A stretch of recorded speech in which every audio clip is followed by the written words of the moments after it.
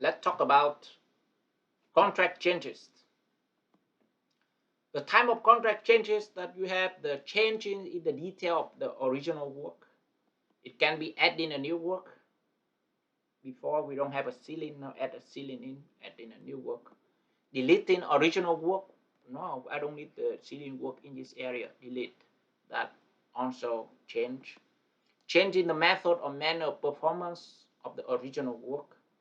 Before we do with the hand, we excavate uh, the work surrounding the building with by machine. But when it go out of work, it seems like if it machine come like excavator, it create vibration. It may affect the current buildings, existing buildings. So we change it to the excavation by hand. That changes the method. Shortening the time of period allow for completion of the work. When you shorten, the implication mobilize more people, more worker. The work may be more confined because shorten the work, more pressure. That also constitutes a change. Slowing the rate at which the work may be performed. So when the client don't have money available for the work, they may try to slower the work so that they don't pay as much as planned. Then that is slowing the rate, and slowing the rate will impose inefficiency for the contractors. The project manager is still there, but the work take longer, so you still pay for the overhead, etc. So all of that constitute a change. Change in the commitment of the owners, that clear in there. Specific in the change clause, the distinction between the change directive and formal change to the contract. So the directive, formal change. So the directive, change directive, just like when the clients or the architect or the engineer make a directive that is a change, but there are no agreement between the owner and contractors yet. The formal change to the contract, that both agree and sign the contract. Who is empowered to make the changes? Whether the architect or engineer empowered to make, or have to be approved, and owner will have the final say. How are the price and time adjustment determined? Whether determined in the beginning or end, or record the time and material. No pay without signed change order language. So any work that the owner haven't signed the change order, so then will not pay even later on. It the contractor request. It means that every change need to, in that language, it means every change have to be approved by the owner before it really take effect, if the contract imposed with that language. Go to the general condition of the Architectural Institute, American Institute of Architects, and that form is A201. Change order, and you can see there, change order, either written instrument prepared by the architect and signed by the owner, contractor, and architect, said the agreement. So that change order is the agreement that there is a change, it is the amount of adjustment, and that is the time extension. Unlike that change order, the construction change directive, either change directive is written order prepared by architect and signed by the owner and architect, directing the change in the work prior to agreement or adjustment. So with that in mind, so just do first, we will talk about the amount of adjustment, the extension of time later on. That change directive, no agreement yet. The constructive change, not construction changes, but constructive changes.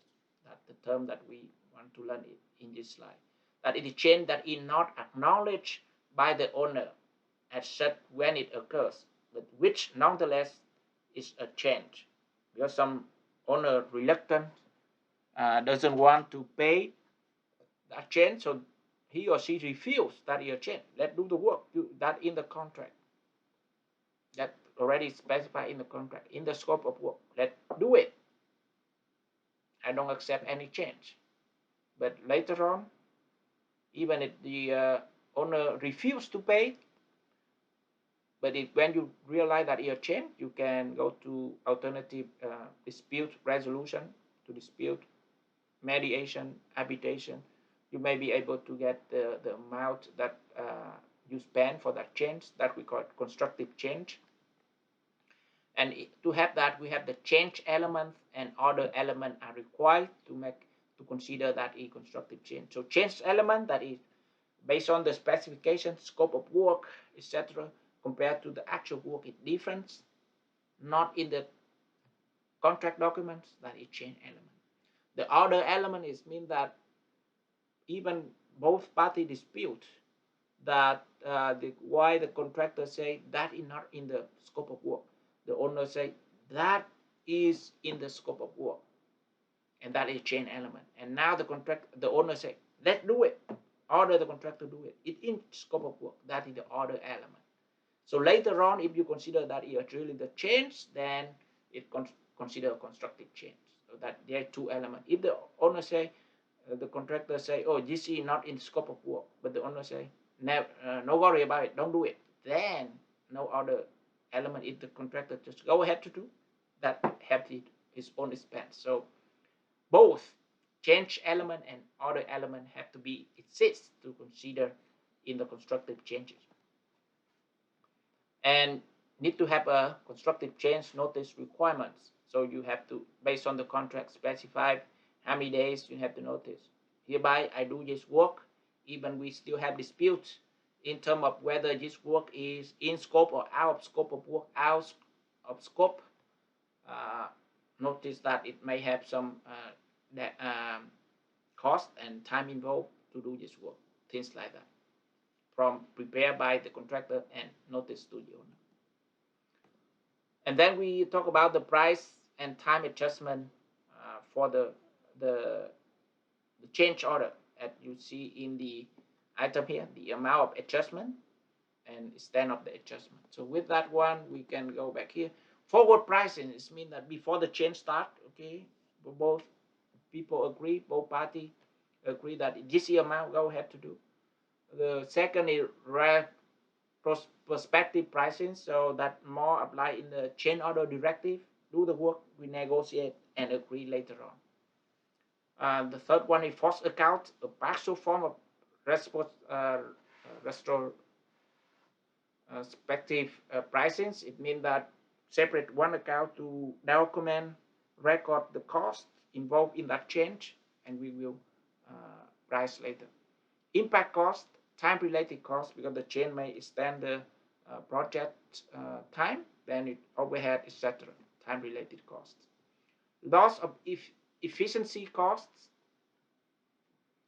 when you change in the same area, for example, all people involved get into the work more confined, or when the change, but don't change the time, you have pressure to do the work, efficiency may going down, or you have to put more overtime for the work, people fatigue, tired, productivity going down, loss of efficiency cost. Different site conditions. There are two types of different site conditions, and that is one time of the change that important in construction. The first one is the time one, different site condition. Any physical condition encountered in the work of the contract that differs materially from the condition indicated in the contract document. So that difference between the physical condition on site and what is implied in the contract document, that we call time one, different site condition. For example, in the geotech report, that is the in contract document, it's called for that you sand for 10 meter, the first 10 feet of the soil is sand, and then when you go on site, dig out, excavate, it actually the first 10 feet of the soil is clay. So the physical condition different from the contract document say, it's in this case geotechnical report. Then we have a type 1 different site condition. The second is type 2 different site conditions. Any physical condition encountered during the contract performance that differ materially from conditions normally expected in the time of construction work in the contract involved. So that is the time to different site condition. So it anything that differ materially from the condition normally expected in the time of construction work. So just like when you excavate to do the foundation, and then you see the remains in there, or a big diamond in that excavation pit, then that is normally you don't expect that. So that consider type 2 different site condition. And then delays of work. First, in the contract, time is of the essence, very important. And we need to differentiate between the delays and suspension. Just like delay, suspension, something like lockdown due to the COVID. So the construction site lockdown, so that's suspension. Time of delays is excusable delays, force majeure, just like hurricane or storm and school closure. Then or the when the hurricane comes, like school closure, that is something excusable, right? So same as in the construction work, the hurricane come in that area, no work for that site, that is the force majeure, excusable.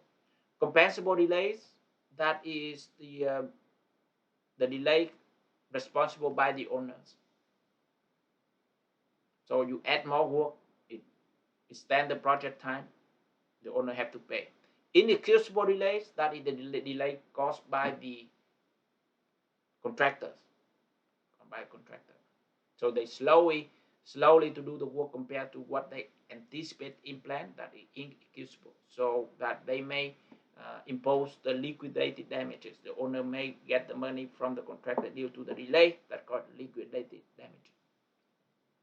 Concurrent delay, so any of these delay can be concurrent, like between compensable and inexcusable delay. What that should be look like? Time extensions, so when it either excusable delays like a hurricane, compensable delays, the contractor may get the time extension. So that first you need to notice of claim that this event caused delays, contractor responsibility to prove entitlement, so whether they're entitled to get that delays, owner responsibility, and contractor time extension requests. And granting time extension, the owner whether decide to grant the time extension. So here, go back to the AIA Form A201, delays and extension of time. If the contractor delays at any time in the commencement or progress of the work by the act or neglect of the owner or architect or employee of either separate contractor, so that is, you see the definition of delay. And what is the claims relating to the provision article? So it refers to different provision within the general condition form A201.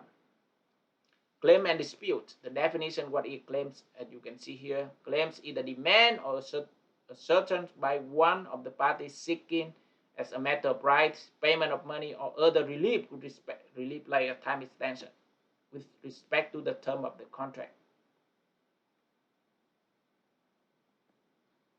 And notice of claims that we're talking about, and in this case standard form, within 21 days you have to notice from the day that you aware of their change. Continuing contract performance require even people, but both parties still dispute, but still continue. Don't say, oh, you change, you don't accept you change, I will get away from the work. No, continue.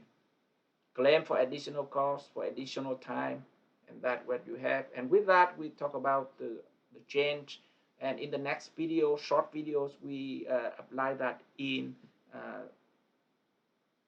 3 problems conceptually.